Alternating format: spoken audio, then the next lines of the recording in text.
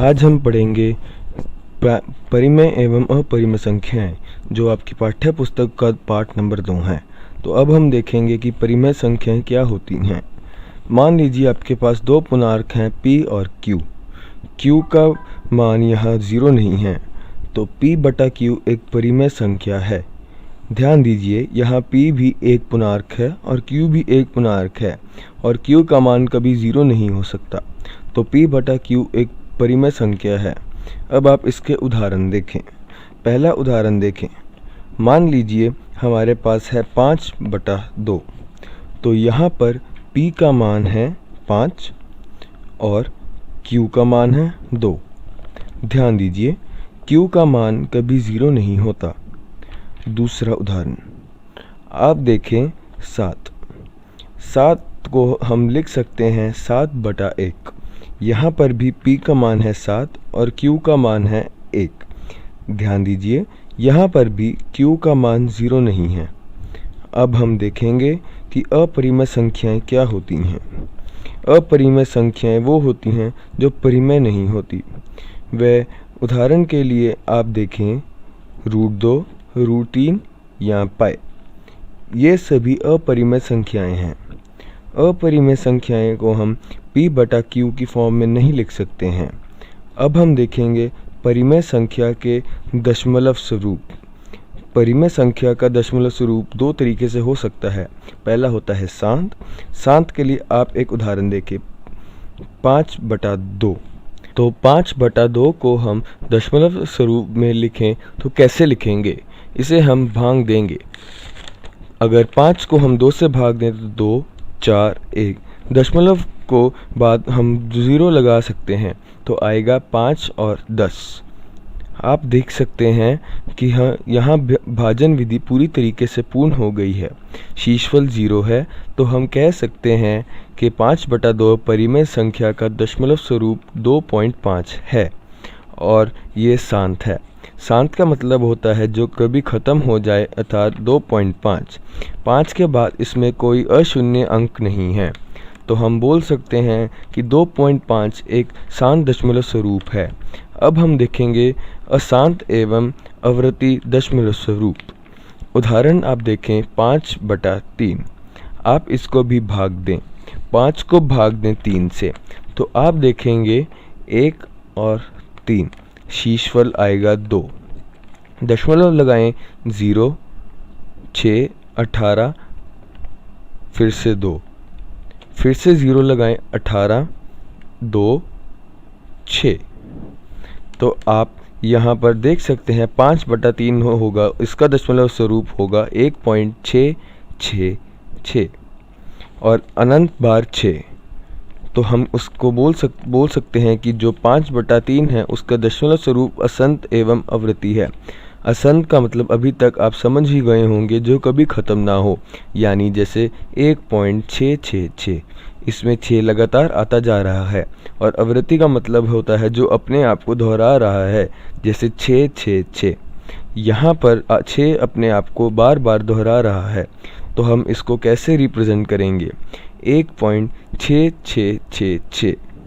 तो हम क्या करें कि जो भी भाग अपने आप को दोहरा रहा है उसके ऊपर हम रेखाखंड खींच देते हैं।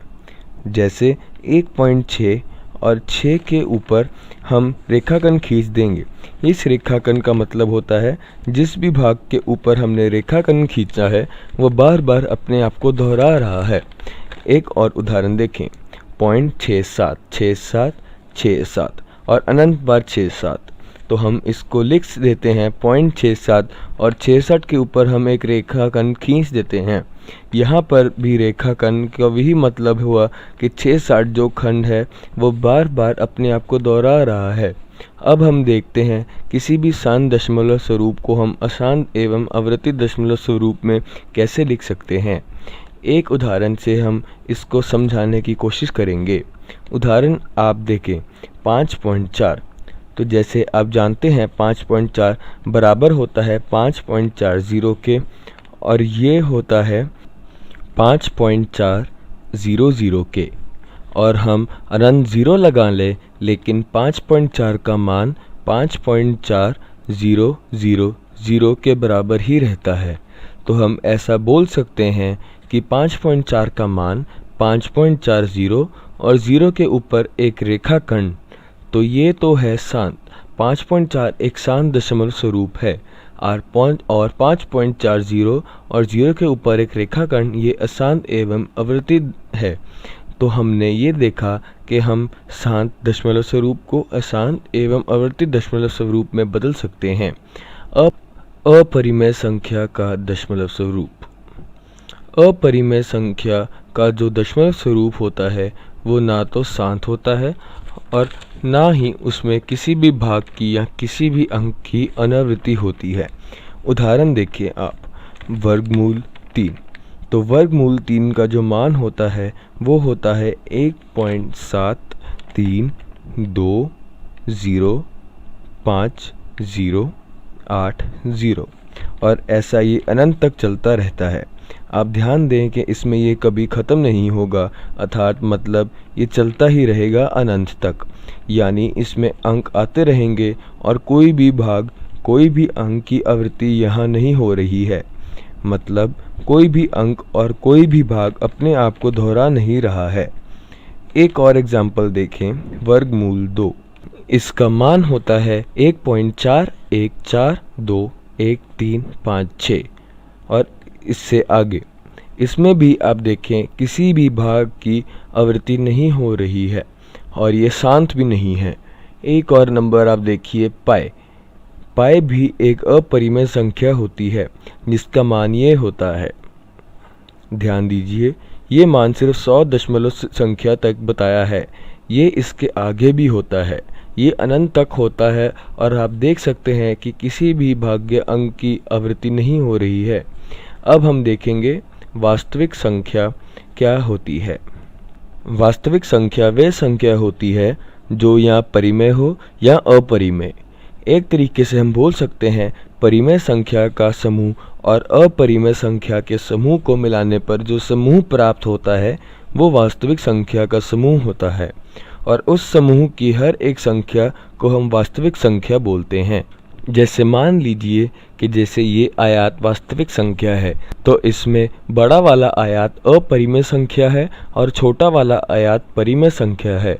तो अपरिमेय संख्या और परिमेय संख्या मिलाने पे जो समूह प्राप्त होता है हम उसे कहते हैं वास्तविक संख्या का समूह। उदाहरण देखते हैं इसके।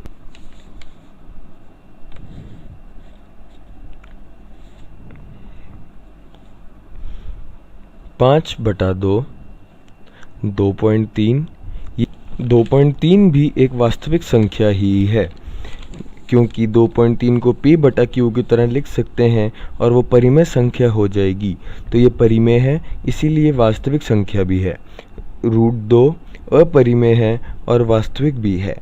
पाई वास्तविक संख्या है और 7 0 ये सभी वास्तविक संख्या ही हैं। तो हम देखेंगे अब कि आज हमने क्या पढ़ा। सारांश। धन्यवाद।